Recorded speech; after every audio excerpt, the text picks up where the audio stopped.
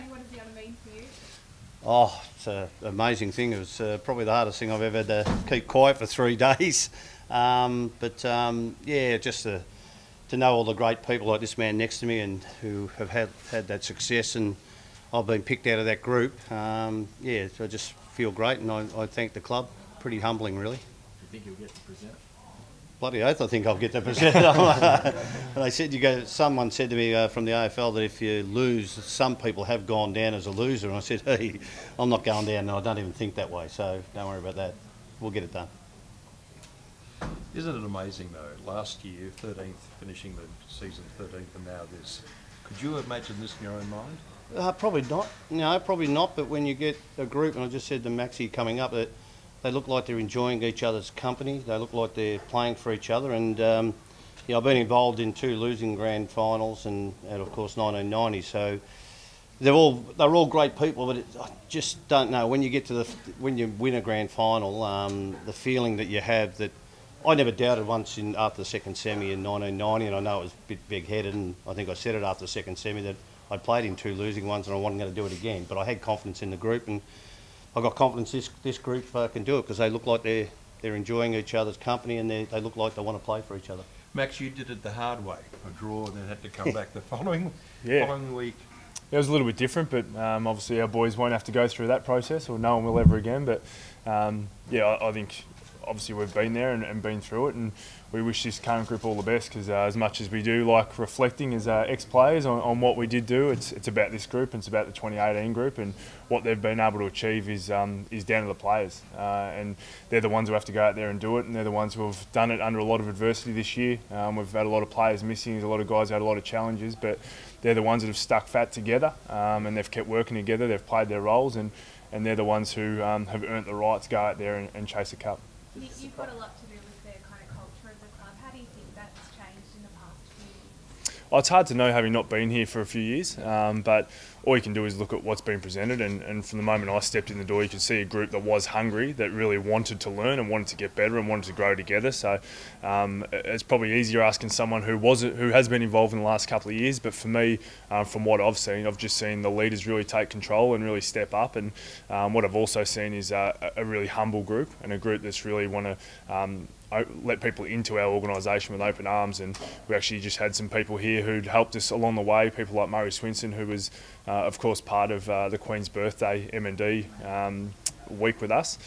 So those type of people who have been involved, and our players just have loved that, and you can just see that they're very humble and they're very selfless, and whether or not we were quite to that level, I guess in previous years could probably be argued, but right now, as I said, really humble group, and they get every accolade that they deserve every accolade that they're getting at the moment. You know a lot about defence, Maxie. Do you need another talk down back to take on the Twin Tower? I'll leave the coaching up to the coaches, mate. I'm very careful not to get too involved in any of that, and even watching training, I'll stay away, because you've got to be really careful. Obviously, once you've played the game, when you become, I guess, more of an administrator and less of a coach, you've got to make sure you're not sticking your nose in too much, and I probably am guilty of that occasionally with Bucks, but yeah, I think that I'll leave it up to them, and the guys who did it last week and have done it last couple of weeks, I tend to back those guys in to do it again. Speaking of Bucks, you've been under so much pressure, particularly last season and then early this year as well, and then really come out the other end of that. Were you surprised by the pressure that he's faced over the last couple of seasons?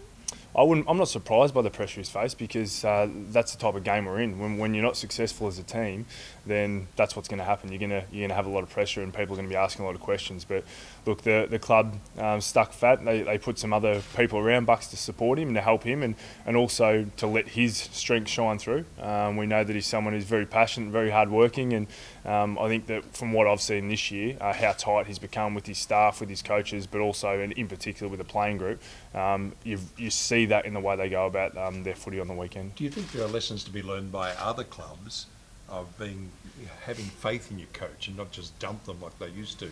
We've probably seen it the last 2 years, I think. Hardwick and Bucks are obviously in similar situations, and both gone on to, obviously Hardwick had the ultimate success, and we're hoping that Nathan gets that this weekend, but you're probably got to look at it on a case-by-case basis. I think everyone would hope that you can turn it around in the space of 12 months, but I think a lot of people who are here for the last few years also say that while it might look like a 12-month thing to everyone else, there's been a lot of things working in the background before that point in time. time. So whereas the results might not have shown it all the way through, I think people saw change coming along that line.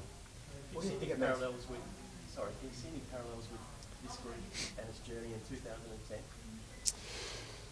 Not really. I don't like to compare the two different groups. I think that everyone has different challenges every year, and this group, as I said before, I don't want it to be about the 1990 group or the 2010 group. As I said, we like reflecting on it ourselves because we can't go out there this weekend and play in a grand final. But this 2018 group, this is about them, and you really want them to get those accolades, and hopefully that their story has a happy ending this year. But as Bucks has said to us as a group, this is still part of our journey as a group and still part of their journey as players. So while we hope that they climb the mountain and get it finished and get the reward on the weekend, even if that doesn't happen, this is still a group that has a lot of growth in it. What do you both think it means to the fans? You've just seen a hell of a lot of them out there. Pretty happy? What does it mean being back in the Bay? Oh, well, it's a lot different. My mum and dad always taught me that it's not whether you win or lose, it's how you play the game. I don't believe that. So they tried to make me a better person, but I'd rather be a person who you might doubt a little bit and have it their one way. But Collingwood fans are like Collingwood players who, you go out there, you want to win. But look, they're going to have a hard opposition. What they did on the weekend, the West Coast Eagles, just shows the power that they've got. But I've seen things. What Collingwood did to Richmond was like they had changed jumpers. And if you can come to that level again, I've got no doubt. I think pressure's a massive thing, not just in the modern game, but it was also in when we played. You pressure enough, anybody can break. So that's what they've got to do. Did you feel on Friday night, I can't believe this? Was there any stage of the game? Well, you can, because they've been a great side. Richmond, they haven't. Well, how many? They have 20-odd wins at the MCG, and to win the Premiership like they did. They've been a great side, but to see how it happened, it was pretty awesome. And you could only get a lot of confidence out of it. Like if you go down the line and it was a pretty ordinary game, we're thinking that, but no, they played fantastic footy. And the thing, no one was a passenger, and you get 22 blokes doing what they can and doing their role, as Maxie said, you achieve a hell of a lot. So we no change for you, Shaw, even regardless of tools and... Oh no, look, I'm with Maxie. I think you've got to have faith. There's, it's cruel. Everybody misses out, in 1990, and that's going back. But there's hard luck stories all the time. Alan Richardson breaks his collarbone. Craig Starchevich comes in. Ron McKeon was in his gear. You feel for those people, but you've got to make hard decisions. I don't think there'll be many hard decisions other than Howie coming up, and hopefully he's going to be all right. They're just going to have to replace him. But no, I think they can get it done with what they've got at the moment. What's the difference in the buzz for you compared to Victoria Park coming in after 32 years? Walking to here though, different environment, different club. Does the buzz feel the same? Look, this doesn't, because it's what you've got to do to be great. You've got to have modern facilities. You've got to have all the things to prepare these blokes. The professionalism of them to what we had. But I'm a Collingwood person. He's a Collingwood person, and I walk in, I get goosebumps when I see those cups. I get goosebumps when I think about the people who are involved with me. I get goosebumps. So I don't care where it is, but there's a spirit there that will always be there from my point of view. As I say, the club owes me nothing. Hopefully we're good for each other in, but they gave me an opportunity to play the game I love in a club that I love, so couldn't get much better than that. It's not a bad gig, is it? Nick, you mentioned your leadership before. Have you noticed the change in Scott Pendlebury from the time you were back here to coming back? Yeah, absolutely. I think probably the biggest thing with Scott is that he always had to be the man, because he was obviously our best midfielder. Like he and Swanee for all those years would just go out there and they'd be the ones who dominated. But Scott's been really happy this year to actually push other guys forward and take more of a role in certain circumstances. And we've seen him do a job on Paddy Cripps a couple of times this year, and there's other guys who he played on to sacrifice his game. And I think as a leader, that's been part of his growth, and that's also him as a person, part of his growth as he's got a bit older and he's got kids now. So I think from Scotty's perspective, what he's been able to do this year has been outstanding, and I think that he gets more satisfaction right now than what he would have got out of different last few years when he's probably performed, had more football, and his stats would look better, but his importance to the team hasn't been anywhere near as big as what has been this year. Does it come with maturity or with just a greater understanding, getting better, I guess you could say, at the captaincy? Yeah, I just think it's maturity and growth, and it's every individual. I could talk about all our leaders and talk about Steele Sidebottom,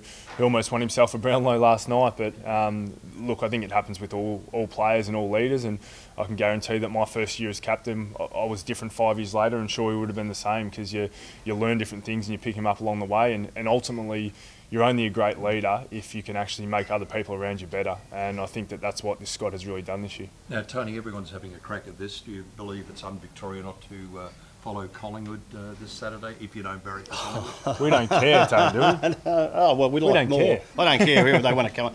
Oh, I don't think it's un-Victorian. No, look, you either love us or you hate us, but do you love us or hate us more than the West Coast Eagles? You've got to get to that level and ask the question. Is that possible with some people? Yeah, it is. That is. We can turn anybody. Don't worry about that. And once you come on board, if you do barrack for Richmond or Essendon and you barrack for us and we win, you might even buy a membership. We'll see what happens from there. What do you make of Tyson Goldsack's year and the way he's been able to turn that all around?